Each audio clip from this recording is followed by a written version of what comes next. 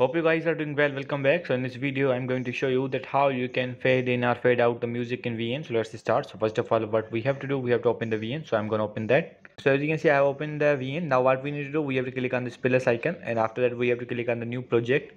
And after clicking on the new project, we have to choose the video, that which video we want to use. For example, I'm going to click on this, and now we have to hit the next button.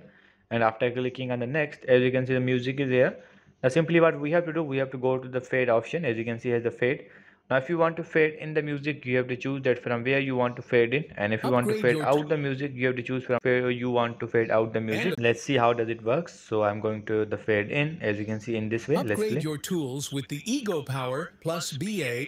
So as you can see, in this way the fade in and fade out works. Now if you want to apply this to all, you have to click on the apply to all, and it will be applied to all clips. So in this way you can fade in or fade out the music. It's the video music. If you want to apply this on the music, you can also do that. So I hope you guys understand this video. So see you guys in the next video.